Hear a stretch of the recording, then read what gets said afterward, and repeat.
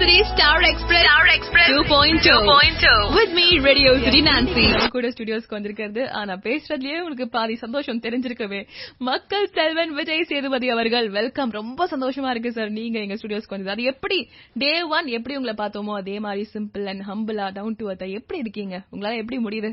Professionals வேற. இப்போ நீங்க உங்க வேலையை பாக்குறீங்க, நான் என் வேலையை பாக்குறேன். அண்ட் உங்களுக்கு எவ்வளவு ஃபேன்ஸ், சின்ன வயசு பசங்கள்ல இருந்து பெரியவங்க வரைக்கும் ஃபுல் ஃபேன்ஸ் தான். அதுவும் கேர்ள்ஸ் எல்லாம் வந்து விஜய் சேதுபதி மாதிரி தான் எனக்கு மாப்பிள்ளை வேணும்னு அடம் பிடிக்கிறாங்க. அதுவும் ராம் மாதிரியே வேணும் அப்படின்னு.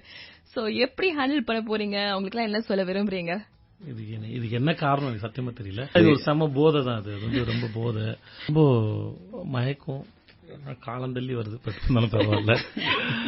உங்க எல்லாருக்கும் ஒண்ணுதான் சொல்லுகிறேன், லவ் யூ ஆல். பசங்களும் சரி பொண்ணுங்களும் சரி. ஏன்னா பசங்களும் அதுக்கு ஈக்குவலா தான். அவ்வளவு முத்தம், மூஞ்சி ஃபுல்லா பசங்க கொடுத்த முத்தங்கள்லாம் இருக்குது. அப்படி இருக்கு. மேபி ரொம்ப நெருக்கமா என்ன பாக்குறாங்கன்னு நினைக்கிறேன். அப்புறம் இன்னொன்று வந்து ப்ரொஜெக்ட் பண்ணிட்டு பட்டிருந்தோம்னா ஹீரோனா இப்படி இருக்குன்னு பெரிய ப்ரொஜெக்ஷன் இருந்தது. மேபி என் மூலமா அவங்க பாக்குறது அப்படி இருக்குன்னு அவசியம் இல்லை நினைக்கிறேன். நான் நம்புறது ஒண்ணுதான், ஹீரோயிசம்ங்கிறது அழகுல இல்ல, குணத்துல இருக்கு, பிஹேவியர்ல இருக்கு, கேரக்டர்ல இருக்கு. அதுதான் ஹீரோயிசம். நம்ம அதை பாக்கிட்ட பாப்பீங்க, ஃப்ரெண்டு கிட்ட இருக்கும். ஏதாவது தேவைன்னா ஓடி வருவான்ல, அவன்கிட்ட நீங்க என்ன பாப்பீங்க? மாசா ஓடி வரான பாப்பீங்க, மனசுல வச்சு ஓடி வரான்ல, அந்த மனசு தான் இங்க main. So maybe personal connection. அப்படிதான் நான் நம்புறேன். சோ உங்களோட படங்கள்ல வந்து நீங்க பண்ற கேரக்டர்ஸ் எல்லாமே வந்து ரொம்ப ரிமார்க்கபிள், மனசுல டக்குன்னு பதியக்கூடிய கேரக்டர்ஸ். அண்ட் திருப்பி யாராலையும் அங்க நடிச்சிருப்பாங்களா அப்படின்னு சொல்லிட்டு யோசிச்சு பார்க்க முடியாது. அதுவும் ஸ்பெஷலி காமெடி, எப்படி நீங்க வந்து எல்லா கதாபாத்திரத்திலும் ரொம்ப ரொம்ப ஈஸியா ஃபிட் ஆயிடுறீங்க? கேரக்டர் ஸ்கெட்ச், டைரக்டரோட பேசுறது, அந்த டார்க் காமெடிக்குன்னு ஒரு டைமிங் இருக்கு. அந்த டைமிங் மிஸ் பண்ணா அது ஒர்க் அவுட் ஆகுது. பெரிய கத்திம நடக்கிற மாதிரி தான் அது. ஒரு ஸ்டாண்ட் அப் காமெடி இல்ல. ஒரு ஜோக் அடிச்சு நான் ஒரு ஜோக் அடிச்சோன்னு சிரிக்கிறது இல்ல. அது பிஹேவியர்லயும் டைலாக் டெலிவரியும் ரியாக்ஷன் தான் அது ஒர்க் அவுட் ஆகும். சோ அது ஒரு பெரிய சென்ஸ். அது எனக்கு சூதுகம்ல தான் என்கேபிகேவ் அப்படிதான் நினைக்கிறேன். அதுல இருந்து ஆரம்பிச்சு அது ஆல்மோஸ்ட் சூதுகம் வந்து அது கொஞ்சம் ஸ்ட்ராங்கா வச்சிருக்கும். அது அதுல இருந்து போயிருக்கும்.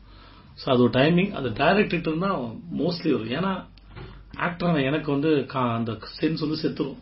இது எதுக்கு மேலனா டப்பிங்கோட முடிஞ்சிடும். என் படத்தை என்னால ப்ரீவியூல ஜட்ஜ் பண்ண முடியுமான்னு கேட்டீங்கன்னா கஷ்டம் எனக்கு. நான் ரொம்ப ரேரா சிரிச்சிருக்கேன். ஆனா அதே படத்தை நான் ஆடியன்ஸோட சேர்ந்து நான் படம் ஃபுல்லா சிரிச்சு பாக்குறேன். ஏன்னா அவங்க சிரிக்கிறனால. ஆனா இதை வந்து 1000 முறை பார்த்து ஜட்ஜ் பண்ற ஒரு ஆள் தான் வந்து டைரக்டர். ஆக்டர் விஜய் சேதுபதி தான் பேசிட்டு இருக்காரு. உங்களோட படங்கள்ல இருக்கக்கூடிய ஒரு ஹைலைட் என்னன்னா, படம்னா ஒரு ஹீரோ சென்ட்ரிக்கா மட்டும் இல்ல, உங்களை சுத்தி நிறைய கேரக்டர்ஸ் இருக்காங்க. ஷேரிங் ஸ்கிரீன் ஸ்பேஸ் அப்படிங்கறது உங்க படங்கள்ல ஜாஸ்தியாவே இருக்கு. சோ இது எப்படி நீங்க கான்ஷியஸாவே பண்றீங்களா? ஏன்னா அவ்வளவு சீக்கிரமா ஒரு பெரிய ஸ்டார்டம் இருக்கிறவங்க ஒத்துக்க மாட்டாங்க அப்படிங்கிற ஒரு பெர்செப்ஷன் எல்லார் மனசுலயும் இருக்கு. சோ இது எப்படி பாசிபிள்? உங்க முகத்தை மட்டுமே தொடர்ந்து பார்க்க முடியாது, போர் அடிச்சு. ரெண்டாவது, இந்த சமுதாயம் வந்து எல்லா விதமான மக்களும் சேர்ந்து வெளியே வந்தா ஒரு ஆட்டோக்காரர் வேணும், டாக்ஸிக்காரர் வேணும், ரோடு பண்ணணும், ஒரு கும்பல் வேணும், ஒரு பெட்டி கடைக்காரர் வேணும், ஒரு மால் வேணும். இதெல்லாம் சேர்ந்துதான் அது. ஹீரோ பிறந்தாரு, வாழ்ந்தாரு, போனாருன்னு கதை சொல்லவே முடியாது. போர் அடிச்சிடும். சோ கதாபாத்திரோட இன்டராக்ஷன் தான் உங்களை என்ஹான்ஸ் பண்ணும். இந்த மாதிரி ஒருத்தரோட இன்டராக்ட் பண்றதா இருக்கு. இதுல யாரும் ஸ்கிரீன் ஸ்பேஸ் எல்லாம் ஷேர் பண்ணல. ஆக்சுவலா வந்து ஒரு ஹீரோ நன்றி சொல்லணும் மற்ற கேரக்டர்ஸ்க்கு. ஏன்னா சப்போர்ட்டிங் கேரக்டர்ஸ் இருக்க போய் தான் ஹீரோ என்ஹான்ஸ் ஆகுறது. ஒருத்தரை காப்பாத்தி நடந்தாதான் அது மாசு இல்ல. அப்ப நான் ஒருத்தரை காப்பாத்தினா ஒருத்தர் சீரழிக்கு படணும்ல, அதான மாசு. அது சீரியலுக்கு பரம்பரை நடிக்கிறார்ல, சிம்பத்தியா ஒருத்தர் கிரியேட் பண்றாருல, அப்ப அவருக்கு நன்றி சொல்லணும்னு சொல்ல வரேன். நீங்க அடிச்சு 2 பேர் விழுகுறாங்கல்ல, அவங்களுக்கு நன்றி சொல்லணும்னு சொல்ல வரேன். ஒருத்தர் உங்களை கோவப்படுத்த வைக்கிறார்ல, அவருக்கு நன்றி சொல்லணும். இதன் மூலமா உங்களோட திறமையை வெளிப்படுது. உங்களோட திறமை வெளிப்படுறதுக்கு காரணம் உங்க எதுக்கு இருக்கிறவங்கன்னு நான் சொல்றேன். நான் சோ ஸ்கிரீன் ஸ்பேஸ் ஷேர் பண்றோம், அது பெரிய மனசுன்னு நினைக்கிறது தப்பு. அப்படி பாக்காதீங்க. அப்படி எவனாவது பார்த்தனா அதுக்கு சின்ன பழத்தனம்னு அர்த்தம். உங்களோட படங்கள் அப்படினாலே மக்களுக்கு வந்து பயங்கர ஒரு எதிர்பார்ப்பு அண்ட் உங்க பெர்ஃபார்மன்ஸ் வந்து வேற லெவல். பட் என்னைக்காச்சும் நீங்க வந்து இல்ல நான் இந்த படத்துல ஒழுங்கா பெர்ஃபார்ம் பண்ணல அப்படின்லாம் யோசிச்சிருக்கீங்களா? அண்ட் எப்படி நீங்க நடிக்க வந்தீங்க?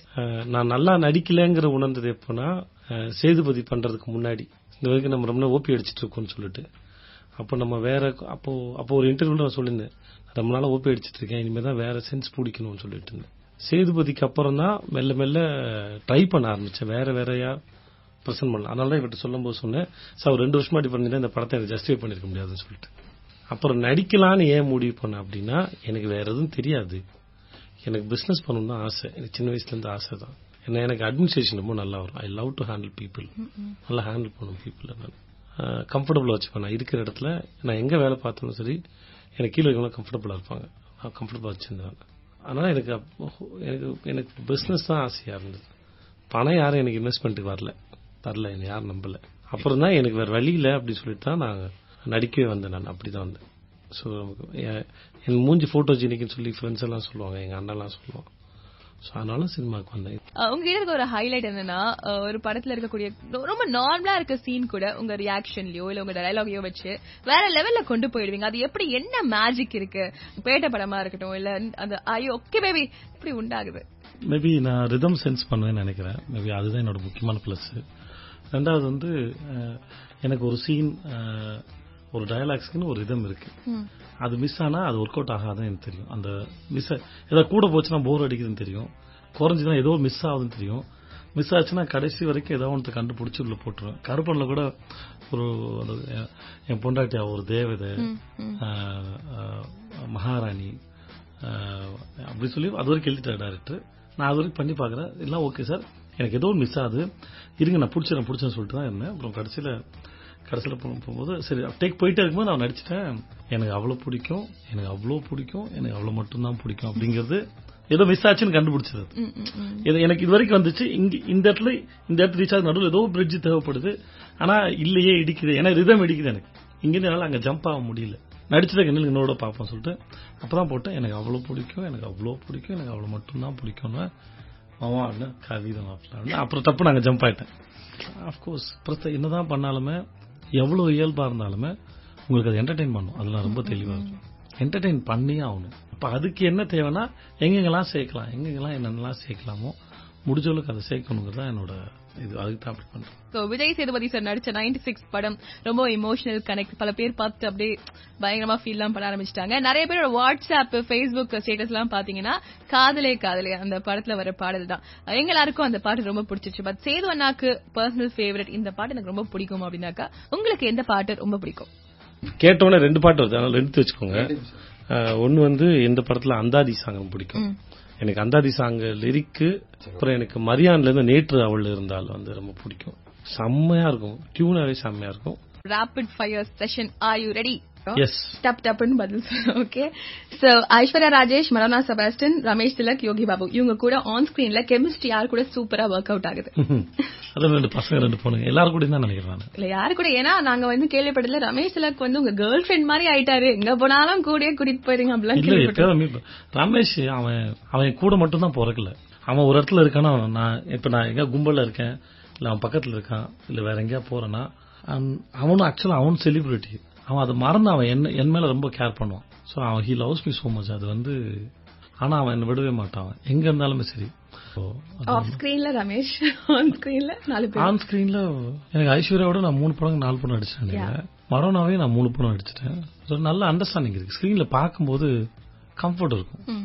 தானியாவோட 1 படம் தான் நடிச்சிருப்பேன், ஆனா கருப்பன்ல வந்து அவ்வளவு கெமிஸ்ட்ரி இருக்கும். இதுக்கு முக்கியமா ஒண்ணு சொல்ல வரேன்னா, நான் ஆக்டரோட ரொம்ப கம்ஃபர்டபுளா வச்சுப்பேன். விஜய் சேது நடிகை, இவங்க நடிகை, இவங்கெல்லாம் காமெடி ஆர்டிஸ்ட், எல்லாருக்குமே தெரிஞ்சுமே நான் உங்களுக்கு ஒன்னா படமா மாத்தணும்ல. அப்ப அந்த படமா மாத்துறதுக்கு நீங்க நம்பணும்னா எங்களுக்கு இருக்க கெமிஸ்ட்ரி கரெக்டா தான் நம்ப முடியும். இல்ல ரொம்ப டிட்டாச்சா இருக்கும், நல்லா இருக்குது. உங்களுக்கு கிடைச்ச லவ் லெட்டர் ஒரு நீங்க யாருக்காவது லவ் லெட்டர் கொடுத்திருக்கீங்களா? யாருக்கும் கொடுத்தேன், என் பொண்டாடி கொடுத்தனா. கல்யாணம் ஆகி ஒரு சும்மா ஒரு நாள் ஸ்பெஷல் டேவா இருக்கு, எந்த ரீசனும் இல்லாம சும்மா ஒரு நாள் அவளுக்கு ஒரு ஆப்பிள் வாங்கி கொடுத்தேன், ஒரு இன்விடேஷன் கொடுத்தேன், டின்னர் போலாமான்னு கூட்டு போனேன். என்ன காரணம் கேட்டா, ஒன்னுலடி நான் அவனை லவ் பண்றேன் அதனால அவனை கூட்டு போறேன் அப்படின்னு சொல்லி சும்மா.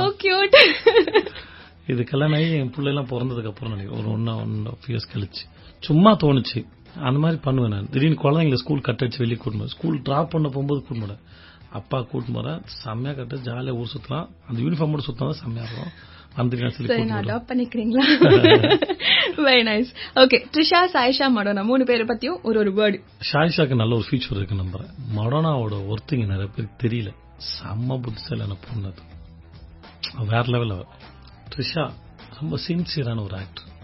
அவங்க இவ்வளவு நாளா இருக்காங்க, இன்னுமே அவங்களுக்கு வந்து ஏதாவது கத்துக்கணும். எனக்கு 96 நடிக்கும்போது எனக்கு இந்த மாதிரி படங்கள் நடிச்ச அனுபவம் இல்லை, எனக்கு சொல்லிக் கொடுங்க டைரக்டர் சொல்லி தன்னை முழுசா ஒப்படைச்ச ஒரு ஆக்டர், வெரி கோஆபரேட்டிவ் ஆக்டர். நான் இத்தனைக்கும் அவங்க படத்துல நிறைய அவங்களுக்கு கிண்டல்லாம் பண்ணிருக்கேன் நான். அவங்களுக்கு அதெல்லாம் வரும். She respects everybody. சோ இப்போதைக்கு உங்களுக்கு பெர்ஃபெக்ட்டா ஆக்சுவலி இந்த சிச்சுவேஷன்ல இந்த டயலாக் எனக்கு செமையா ஃபிட் ஆகும் அப்படின்னு யோசிக்கிற டயலாக் நீங்க சொன்னதா? ஐயோ ஓகே பேபி, பா யாடா அந்த பொண்ணு பேய் மாதிரி இருக்கா, என்கிட்ட சொல்லிடாதீங்க. அடுத்து வந்து முறைக்கல சார் பாக்குறேன், ஆர் வேற ஏதாவது டயலாக் இருக்கா? இப்போ இங்க இன்டர்வியூ எடுத்துக்க சிச்சுவேஷன் இல்லையா? இப்போ நீங்க எந்த மூட்ல இருக்கீங்க? என்ன பத்தி கேக்குறீங்க? அது ஓகே பேபி காதுமா. Super sir. சரி, உங்களை பத்தி கேள்விப்பட்ட ஒரு காசிப் நீங்க லேட்டஸ்டா ஆர் மத்தவங்க பத்தி நீங்க கேள்விப்பட்ட ஒரு காசிப்? என்னை பத்தி சமீபத்தில் ஒரு காசிப் கேள்விப்பட்டேன். இந்த மாதிரி வந்து நான் வந்து பொலிட்டிக்கலா போறேன்னு ஒரு பெரிய என்ன வந்து உளவுத்துறையெல்லாம் என்ன நோட் பண்றாங்க அப்படிலாம் வந்து ஒரு பெரிய காசிப் போட்டுருந்தாங்க. நான் 10 நாளா வீட்டுக்கெல்லாம் போல அப்படின்னு சொல்லிட்டு எனக்கு அதை கேட்டு ரொம்ப சிரிப்பு தான் வந்தது. நான் ஏன்னா அதுவும் நான் 10 நாள் ஊருக்கு போலங்கிறது வீட்டுக்கு போலங்கிறலாம் சொல்லப்பட்டது. இந்த மாதிரி காசுலாம் செம்ம காமெடியா இருந்தது. பட் அவங்களே சந்திச்சு என்ன கேட்டாங்க. அப்ப நான் சொன்னேன், நான் இல்லைண்ணே அப்பட்டமான போயினேன் அப்படின்னு அவங்களுக்கே சொன்னாங்க. ஸோ எனக்கு அது பெரிய, ஏன்னா என் மேல அக்கறை கொண்ட நிறைய பேர் எனக்கு அதை ஃபார்வர்ட் பண்ணாங்க. உங்களை பத்தி இந்த மாதிரி வருது, நீங்க ஜாக்கிரதையா இருங்க, உலகத்துல உங்களுக்கு கண்ணு நினைக்கிறாங்க. என்னப்பா அது, என்ன பிடிச்சேன் பாரு, நான் யாருப்பா அது. அடுத்த क्वेश्चन, 6 பேக் வைக்கிற ஐடியா இருக்கா சார்? இருக்கு. அந்த ஐடியாவோட கதை வரும்போது ஐடியா வச்சிருக்கேன். சரி, இப்போ வந்து ஒரு ட்ரூத் ஆர் டேர் நீங்க சூஸ் பண்ணணும். ட்ரூத் சொன்னீங்கன்னா நீங்க உண்மைதான் சொல்லணும், டேர் சொன்னா டேர் பண்ணணும். எதை சூஸ் பண்றீங்க? நீங்க முதல்ல கேள்வி கேளுங்க. நீங்க ட்ரூத் ஆர் டேர்னு ஃபர்ஸ்ட் சொல்லுங்க. கேள்விக்கு நான் ட்ரூத் ஆப்ஷன் அப்படிதான் விளையாடுவாங்க. என்ன இது? இல்ல நீங்க சொன்னதுக்கு அப்புறம் தான் நான் என்ன டேர்னு சொல்வேன், என்ன ட்ரூத்னு சொல்வேன். ஆமாமா, கேள்வி கேளுங்கம்மா. ஓ அப்படி நீங்க கேள்வி கிடையாது. ஓகே, ட்ரூத்தா? சரி, உங்களை பத்தி யாருக்குமே தெரியாத ஒரு விஷயம். என்ன பத்தி யாருக்குமே தெரியாத விஷயமா? எனக்கு ஒரு 10 கோடி ரூபாய் கடன் இருக்கு. Seriously? Promise on you sir, நான் உயிரோட இருக்கணும் சார். அப்பதான் ஒண்ணு சொன்னேன், நீங்க யார் விட்டு போனோம் உங்க மேல போய் சத்தியம் பண்ணுவேன், நல்லா இருப்பீங்க, கவலைப்படாதீங்க. சரி சொல்லுங்க. அடுத்து ரஜினி கமல், உங்களை பத்தி? ரஜினி கமல் 2 பேரும் அரசியல் வராங்க, வரவே இருக்கிறோம். ரஜினி சார் ரொம்ப நாளா சொல்லிட்டு இருந்தாரு, ஒரு வழியா முடிவு எடுத்துட்டார், அதுக்கு மேல வாழ்த்துக்கள். கமல் சார் வருவார்னு எதிர்பார்க்கல, அவர் ரொம்ப ஸ்ட்ராங்கா வர்றார். அவர் படத்துல இருக்க புத்திசாலித்தனம் அவரோட கட்சியில இருக்கும் நான் நம்புறேன், கொள்கையில் இருக்கும் நான் நம்புறேன். நிறைய அஸ்பைரிங் ஆக்டர்ஸ், டைரக்டர்ஸ் எல்லாம் இருப்பாங்க, மீடியால பெரிய அளவுல சாதிக்கணும் அப்படின்னு சொல்லிட்டு, அவங்களுக்கு எல்லாம் உங்க சார்பா நீங்க என்ன சொல்ல விரும்புறீங்கன்னா? ஆர்வம் தான் தொடக்கம், ஆர்வத்தோட ஆஃப் ஆயிடாதீங்க, யாரை பார்த்து பொறாமப்படாதீங்க.